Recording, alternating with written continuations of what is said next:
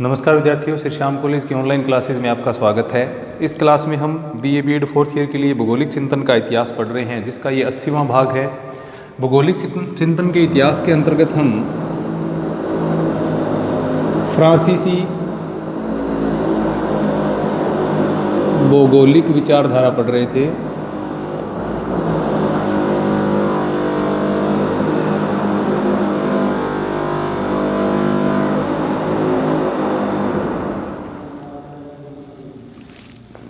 फ्रांसीसी school of या French school of geography, जिसमें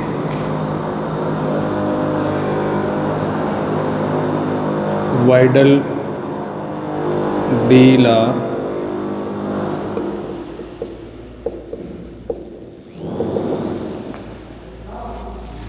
ब्लास के विचार हम पढ़ रहे थे। इनकी विचारधारा किस प्रकार की है, संकल्पना इनकी विचारधारा की किस प्रकार की है, उसके बारे में हम पढ़ रहे थे।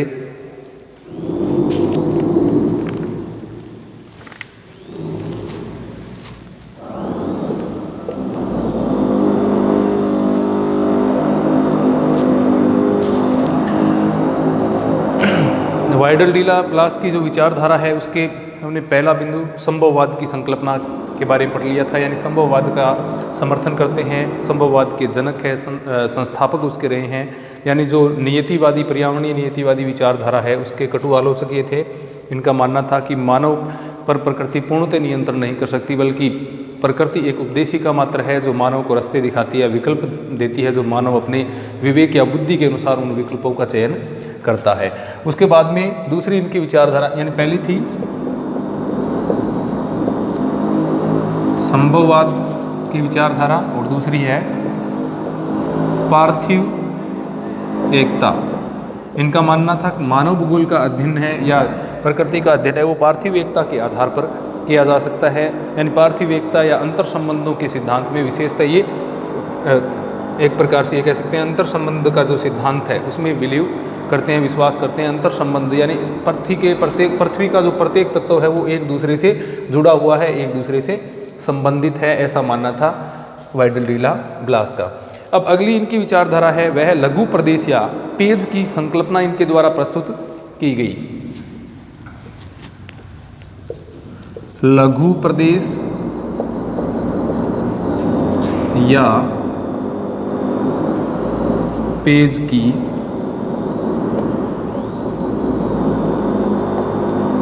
संकल्पना। लघु प्रदेश या पेज की संकल्पना है वो इनके द्वारा प्रस्तुत की गई। कॉन्सेप्ट ऑफ स्मॉल रीजन और पेज। पेज भी यहाँ पर क्या, छोटे प्रदेश को क्या कहा गया है, पेज।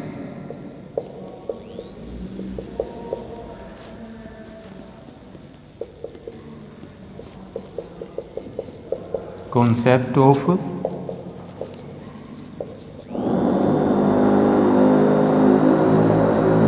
स्मॉल रीजन और पेज, यानी लघु प्रदेश या पेज की संकल्पना।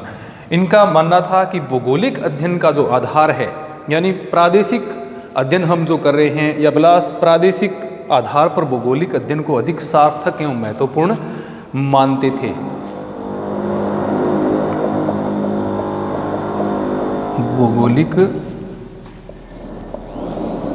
अध्ययन को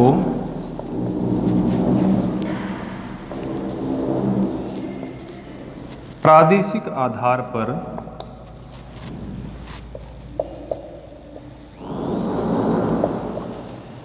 अधिक सार्थक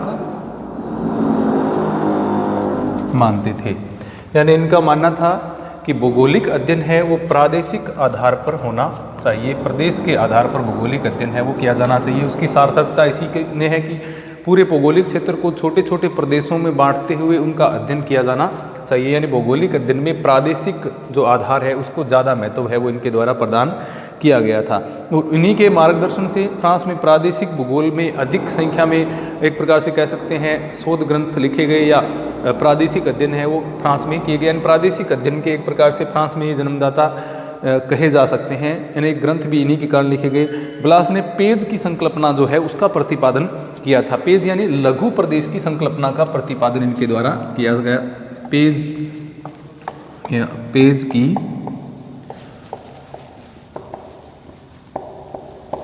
संकल्पना का प्रतिपादन ब्लास के द्वारा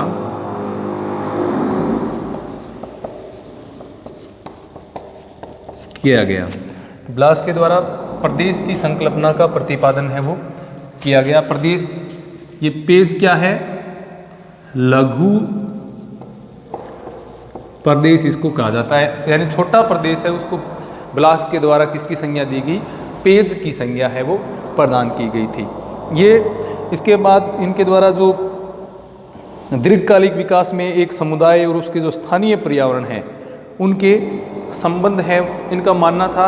यानी ब्लास का मानना है कि एक पर्यावरण और एक जो लघु समाज है और उसके आसपास का जो पर्यावरण है उसके मध्य इतने अधिक अंतर संबंध विकसित हो जाते हैं कि एक दूसरे के बिना इनकी कल्पना करना है वो संभव नहीं। यानी पर्यावरण एवं मानव के मध्य जो संबंध है वो इस प्रकार के स्थापित हो जाते हैं कि इनकी एक दूसरे के बिना कल्पना भी नहीं की जा सकती है। इस प्रकार के संबंध है वो कालक्रम में विकसित हो जाते हैं और इसी के कारण क्या होता है, प्रत्येक क्षेत्र है वो अपनी एक विशेष पहचान बना लेता है, एक विशिष्ट व्यक्तित्व उसका बन जाता है। यानी इन्हीं अंतर संबंधों के कारण क्या होता है, प्रत्येक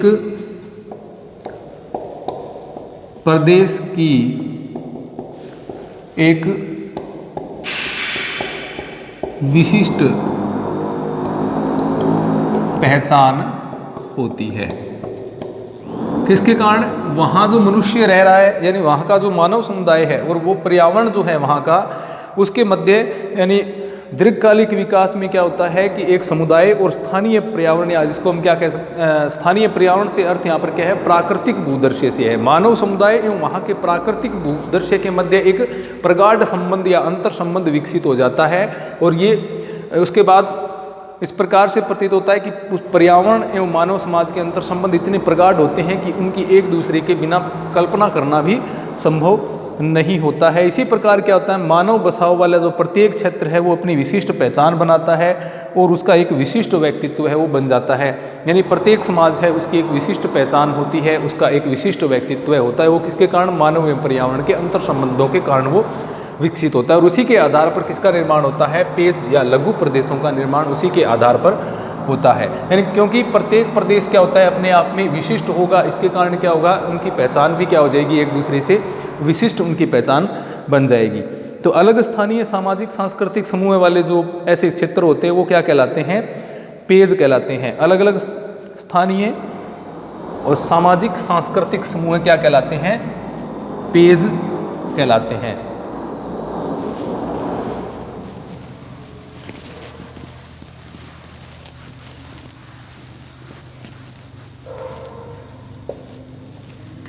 जैसा कि हमने पढ़ा, इनकी विशेष क्या हो जाती है, एक पहचान बन जाती है। इसी के आधार पर इनको क्या कहा जाता है? लघु प्रदेश या पेज की संज्ञा इनको प्रदान की जाती है। क्योंकि प्रत्येक जो क्षेत्र है अलग अलग स्थानीय सामाजिक सांस्कृतिक समूह वाले जो निवास क्षेत्र होते हैं वो क्या कहलाते हैं? पेज कहलाते हैं। क्योंकि पर्यावरण एवं मानवीय समुदाय के अंतर संबंधों के कारण प्रत्येक प्रदेश या प्रत्येक पेज है वो एक दूसरे से विशिष्ट पहचान अपनी बना लेता है और वो लघु प्रदेश क्या कहलाएंगे? फिर पेज कहलाएंगे। तो ये संकल्पना है वो ब्लास के द्वारा विकसित की गई। ब्लास के अनुसार जो लघु क्षेत्रीय इकाइयां हैं उनका सूक्ष्म विश्लेषण करके अध्ययन करना ही भौगोलिक अध्ययन का मुख्य कार्य है। एक भूगोल का मुख्य कार्य हम इसको कह सकते हैं कि जो प्रत्येक क्षेत्र है, जो लघु इकाइयां हैं, उनका सूक्ष्म विश्लेषण करना क्या होता है? भौगोलिक अध्ययन है। यानी प्रत्येक पेज, ये कह सकते हैं पेज का सूक्ष्म विश्लेषण करना भौगोलिक अध्ययन का कार्य है। यानी जो एक लघु प्रदेश है जो अपने आप में विशिष्ट है उसका विश्लेषण करते हुए सूक्ष्म अध्ययन करना ही क्या है? प्रदेश जो भौगोलिक अध्ययन का प्रमुख कार्य होता है। उनके विचार में भूगोल उन तत्वों पर केंद्रित होता है जो एक ही क्षेत्र में साथ साथ उपस्थित होते हैं, उनके अंदर पारस्परिक संबंध होते हैं, एक दूसरे से अंतर संबंधित वो होते हैं। अब एक प्रदेश में क्या क्या चीज़ें हो सकती हैं? मानव समुदाय है, प्राकृतिक भूदृश्य हैं, और उनसे मिलकर के एक विशिष्ट क्या बनता है? सांस्कृतिक भूदृश्य की उत्पत्ति होती है। तो ये कारक एक दूसरे से क्या होते हैं? जुड़े हुए होते हैं, और उन्हीं का परिणाम क्या होता है? एक प्रदेश या लघु प्रदेश या पेज उनका परिणाम होता है। इसी के आधार पर क्या है, वो प्रत्येक क्षेत्र अपनी सांस्कृतिक, प्राकृतिक, सामाजिक, आर्थिक इन विशेषताओं के आधार पर ही अपना एक विशिष्ट पहचान प्राप्त करता है, और इसी विशिष्ट पहचान वाले छोटे प्रदेश को क्या कहा जाता है? पेज कहा जाता है। इसी आधार पर उन्होंने जो फ्रांस के ग्रामीण क्षेत्र हैं उनमें जो सांस्कृतिक लक्षणों वाली विशिष्ट जो अलग अलग इकाइयाँ थीं, जिनके अपने आर्थिक, सांस्कृतिक एवं सामाजिक लक्षण थे, उनको किसकी संज्ञा दी? पेज की। फ्रांस के ग्रामीण क्षेत्र के लघु समूह। तो ग्रामीण क्षेत्र जो थे फ्रांस के, उनमें जो विशिष्ट छोटे छोटे लघु समूह थे, जिनकी एक विशिष्ट पहचान थी, विशिष्ट सांस्कृतिक आर्थिक लक्षण थे, विशिष्ट आर्थिक क्रियाएं थी, उनको उन्होंने किस चीज़ की संज्ञा दे दी?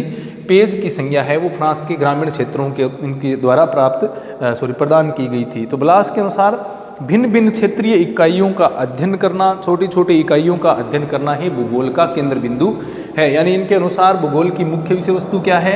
विभिन्न जो एक भौगोलिक क्षेत्र है उसको छोटी छोटी इकाइयों में बांटना, यानी सांस्कृतिक, आर्थिक, सामाजिक, प्राकृतिक सभी विशेषताओं के आधार पर उसको छोटी छोटी इकाइयों में बांटते हुए उसका अध्ययन करना इनकी एक भूगोल का केंद्र बिंदु इनके द्वारा माना गया। और उन छोटी इकाइयों को क्या संज्ञा दी गई? लघु प्रदेश या पेज की संज्ञा दी गई। तो ये इनके लघु प्रदेश या पेज की संकल्पना हम कह सकते हैं। तो ये तीसरी विचारधारा है इनकी। फ्रांस के ग्रामीण क्षेत्रों को इन्होंने छोटे समूहों में बांटते हुए उनको पेज की संज्ञा या लघु प्रदेश की संज्ञा इनके द्वारा प्रदान की गई थी। तो इनका मानना था कि इन पेज की, लघु प्रदेशों की या लघु इकाइयों की सूक्ष्म विश्लेषण करना भौगोलिक अध्ययन का मुख्य कार्य है, और ये इकाइयों का निर्माण और इनका अध्ययन करना भूगोल का केंद्र बिंदु हम कह सकते हैं। तो ये इनकी तीसरी विचारधारा है। इसके बाद में इनकी विचारधारा आती है विशिष्ट जीवन पद्धति।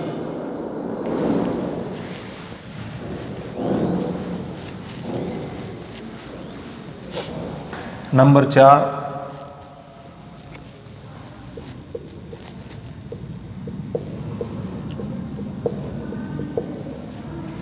विशिष्ट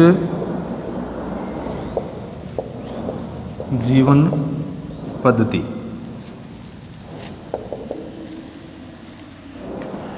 विशिष्ट जीवन पद्धति की संकल्पना का इनके द्वारा विकास किया गया। जेनरे डी विया जिसको कहते हैं,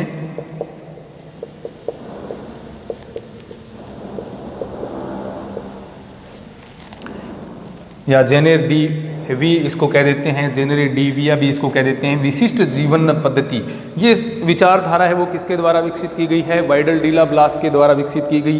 यानी ब्लास का मानना था कि एक ही पर्यावरण में निरंतर कई पीढ़ियों तक जो मानव चलता आ रहा है, मानव समुदाय का सामूहिक एक प्रकार से आर्थिक विशिष्ट जीवन जो विकसित हो जाता है वो क्या कहलाता है? यानी एक प्रकार से अब लंबे समय से मनुष्य एक पर्यावरण में रह रहा है, उसके कारण उसकी विभिन्न आर्थिक क्रियाएं, विशेष आर्थिक क्रियाएं विकसित हो जाती हैं, सामाजिक क्रियाएं एक पर्यावरण में विकसित हो जाती हैं।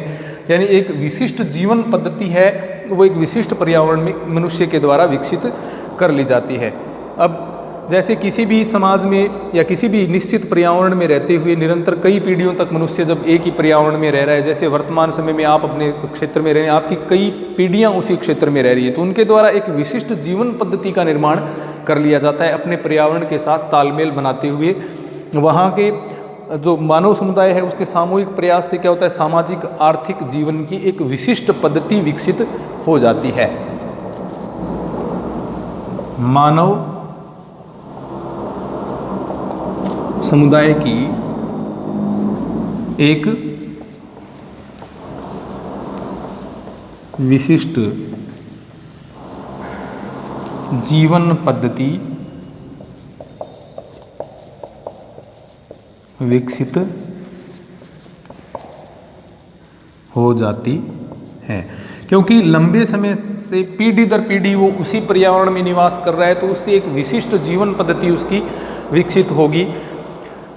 उससे भी संस्कार हैं, मूल्यबोध हैं, या उनकी जो सामुदायिक मान्यता जो होती है उसका विकास उससे हो जाता है। यानी किसी क्षेत्र में दीर्घकाल में जो विकसित होने वाली विशिष्ट जीवन पद्धति है उसी को ब्लास ने क्या कहा है,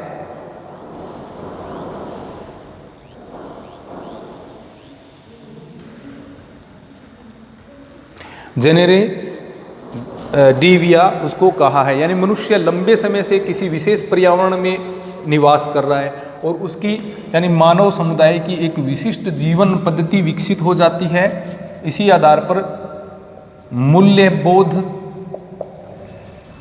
एवं मानसिकता विकसित हो जाती है, और इसी को क्या नाम दिया गया है, जेनेरे डिविया या जेनेरे डी इसको नाम दिया गया है। ये विशिष्ट जीवन पद्धति है, यानी एक पर्यावरण में रहते हुए मनुष्य ने लंबे समय तक उसमें क्या क्या चीज़ें अनुभव की, अपने अंदर क्या सुधार किए, कई नई चीज़ें उसने विकसित की, यानी उसने अपनी एक विशिष्ट जीवन पद्धति बना ली। संपूर्ण मानव समुदाय ने जो एक विशेष पर्यावरण में रह रहा है अपनी एक विशेष जीवन पद्धति उसके द्वारा विकसित कर ली जाती है, और वही क्या कहलाती है, विशिष्ट जीवन पद्धति। जेनेरे डिविया उसको ब्लास के द्वारा संज्ञा दी गई। जैसे अलग अलग क्षेत्रों के जो निवासी हैं उनके रहने सहने का उनका जो संस्कार हैं, उनकी जो मानसिकता है वो भिन्न भिन्न होती है, और वो भिन्नता ही क्या है, उनकी एक विशिष्ट जीवन पद्धति को विकसित करती है या प्रदर्शित करती है। यानी प्रत्येक क्षेत्र का मनुष्य है वो दूसरे क्षेत्र से भिन्न होगा, और ये किस कारण होता है, उनकी एक विशिष्ट जीवन पद्धति के कारण ही ऐसा होता है, और इसी विशिष्ट जीवन पद्धति को इनके द्वारा जेनेरे डिवी की संज्ञा है वो दी गई। ब्लास के अनुसार तथ्य निर्धारण वंशानुगत गुण या किसी भी समुदाय के द्वारा अपने जो क्षेत्रीय पर्यावरण है उसमें विद्यमान संसाधनों का जो उपयोग है, किस प्रकार से उनका उपयोग किया जाता है, किस सीमा तक उनके द्वारा अपने संसाधनों का जो उपयोग किया जाता है, ये प्रत्येक क्षेत्र में एक भिन्नता है वो देखने को मिलती है। तो अपने क्षेत्रीय पर्यावरण में जो विद्यमान संसाधनों का उपयोग किस प्रकार से किया जा रहा है, किस सीमा तक किया जा रहा है, इस प्रकार ये जो जेनेरे डिवी की संकल्पना है या जेनेरे डिविया की जो संकल्पना है वो सांस्कृतिक भूदर्शी की क्या होती है, एक प्रकार से परिचायक होती है, और ये किसको प्रदर्शित करती है, किसी भी एक विशिष्ट मानव समुदाय के जीवन के लक्ष्य, उनके उद्देश्यों, उनके क्रियाकलापों आदि को प्रदर्शित ये करती है। यानी किसी सांस्कृतिक समूह की परंपरा क्या है, उसके दृष्टिकोण क्या है, उसके लक्ष्य क्या है, उनकी कौन कौन सी संस्थाएं हैं, उन्होंने किस प्रकार की प्रौद्योगिकी विकसित की है, वो एक इनकी विशिष्ट जीवन पद्धति हो जाती है। यानी अब जैसे हम देखें विकसित देशों की और विकासशील देश हैं, उनके जो मनुष्य हैं, उनके जो समाज हैं या विकसित समाज हैं और जो विकासशील समाज है, उनकी जीवन पद्धति में भिन्नता देखने को मिलेगी। ऐसा क्यों? ऐसा उनके आसपास के पर्यावरण में उपलब्ध संसाधनों के उपयोग की सीमा या वो कितना उपयोग उनका कर पाते हैं, कितना उपयोग कर पाएंगे जितनी उनके पास प्रौद्योगिकी उपलब्ध है। तो इस प्रकार से एक भिन्नता उनमें उत्पन्न हो जाती है, और इसी को यानी प्रत्येक मानव समाज दूसरे समाज से जो एक विशिष्ट जीवन पद्धति अपनी बनाता है, एक विशिष्ट जीवन का तरीका जो बनाता है, उसको विशिष्ट जीवन पद्धति या जेनेरे डिविया कहा गया। यानी प्रत्येक मानव समुदाय की एक जीवन पद्धति है वो भिन्न होती है दूसरे मानव समुदाय की तुलना में। तो विशिष्ट जीवन पद्धति या जेनेरे डिवी की जो संकल्पना है वो किसके द्वारा प्रस्तुत की गई?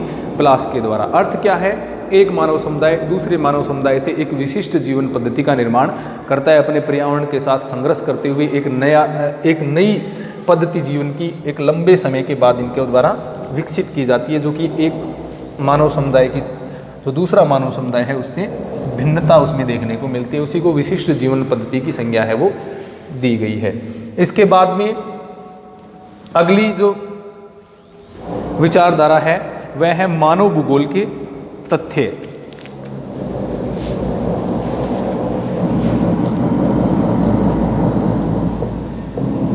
मानव भूगोल के तथ्य, फैक्टर्स या फैक्ट्स ऑफ ह्यूमन जियोग्राफी। तो ब्लास ने आधुनिक फ्रांसीसी मानव भूगोल के ये क्या है? संस्थापक इनको कहा जाता है। फ्रांसीसी आधुनिक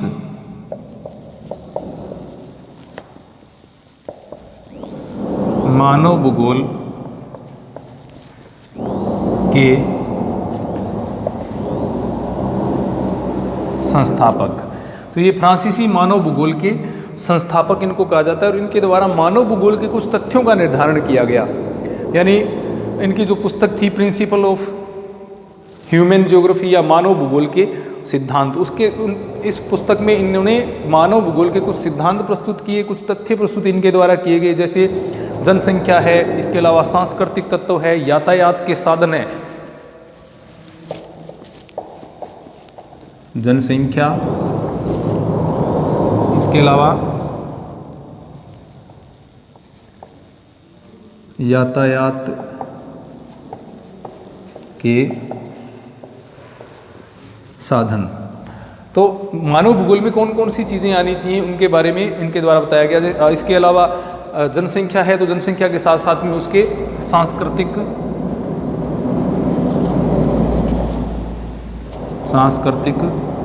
तत्व है। तो जनसंख्या, सांस्कृतिक तत्व, यातायात के साधन, ये सारी चीज़ें आएंगी। इसके अतिरिक्त पुस्तक के जो कुछ अंतिम जो प्रशिष्ट हैं उनमें प्रजातियों का निर्माण है, आविष्कारों के प्रकार, जीवन के प्रकार, मानव सभ्यता, मानव जो नगरीय विकास है वो किस प्रकार से हुआ, मानव के मतलब नगरों का अध्ययन, हम ये कह सकते हैं कि नगरों का अध्ययन को भी सम्मिलित इसमें किया गया है। तो इनके जो मानव भूगोल के तथ्य हैं उनमें प्रमुख 3 चीज़ें क्या हैं जो कि उन्होंने मानव भूगोल के सिद्धांत पुस्तक में इन्होंने बताई। सबसे पहली जनसंख्या, उसके सांस्कृतिक तत्व और फिर उसके बाद में यातायात के साधन। ये 3 तो इनके मूल सिद्धांत एक प्रकार से हैं मानव भूगोल की जो पुस्तक है, या जो मानव भूगोल के मूल सिद्धांत पुस्तक है उसमें 3 ये चीज़ें हैं वो मूलतः इनके द्वारा बताई गई हैं। मानव भूगोल के 3 मूल वर्गों में इनको बांटा गया है, एक जनसंख्या, उसके बाद में सांस्कृतिक तत्व और यातायात के साधन। इसके अलावा प्रजातियों का निर्माण, आविष्कारों के प्रकार, जीवन के प्रकार, मानव सभ्यता और जो नगरों का अध्ययन है उसको भी इन्होंने मानव भूगोल के अंतर्गत सम्मिलित किया है। तो ये थी वाइडल लीला ब्लास की विचारधाराएं। इनके द्वारा ये 5 विचारधाराएं हमने इनकी पढ़ी। जैसे संभववाद की विचारधारा है जो कि सबसे पहले इनको संभववाद का संस्थापक माना जाता है। जो कि पर्यावरणीय नीतिवाद के खिलाफ एक प्रकार से विचारधारा है वो इनके द्वारा विकसित की गई थी कि इन्होंने पर्यावरण को मुख्य न मानते हुए मनुष्य को प्रमुख माना और इनके अनुसार पर्यावरण है वो विकल्प उपलब्ध करवाता है और मनुष्य अपने विवेक के अनुसार उनका चुनाव करता है। इसके अलावा पार्थिव एकता का सिद्धांत जो कि हमने हम्बोल्ट, रिटर, रेटजेल सभी विद्वानों में पढ़ा। पार्थिव एकता के सिद्धांत में यानी पृथ्वी के जितने भी तत्व हैं उनमें पारस्परिक अंतर संबंध का की व्याख्या ये करते हैं। इसके अलावा लघु प्रदेश या पेज की संकल्पना इनके द्वारा प्रस्तुत की गई, यानी भौगोलिक क्षेत्रों को छोटे छोटे लघु प्रदेशों में विशिष्ट लक्षणों के आधार पर विभाजित करते हुए उनका सूक्ष्म अध्ययन करना भौगोलिक अध्ययन का प्रमुख कार्य इनके द्वारा बताया गया। इसके अलावा नंबर 4 पर विशिष्ट जीवन पद्धति जेनेरे डिविया की संकल्पना इनके द्वारा प्रस्तुत की गई। इनके अनुसार मानव समुदाय अपने पर्यावरण के साथ संघर्ष करते हुए अपने विशिष्ट पर्यावरण में रहते हुए एक नवीन या विशिष्ट जीवन पद्धति का निर्माण है वो करता है जो कि दूसरे मानव समुदायों से भिन्न होगी। तो उसको विशिष्ट जीवन पद्धति या जेनेरे डिविया की संज्ञा इनके द्वारा प्रदान की गई। इसके बाद में मानव भूगोल के कुछ तथ्य इनके द्वारा बताए गए, जैसे मूल मानव भूगोल के सिद्धांत इनकी जो पुस्तक है 1921 में जिसका प्रकाशन हुआ था उसमें इन्होंने जनसंख्या, सांस्कृतिक तत्व और यातायात के साधन इनको मूल तत्व बताया था मानव भूगोल का। इसके अलावा अन्य जो तत्व हैं उनमें इनके द्वारा मानव प्रजातियाँ, आविष्कारों के प्रकार, जीवन के प्रकार, जीवन पद्धति और जो नगरों का अध्ययन है उसको भी सम्मिलित इनके द्वारा किया गया था। तो ये था वाइडल लीला ब्लास का फ्रांसीसी भूगोल में योगदान। धन्यवाद।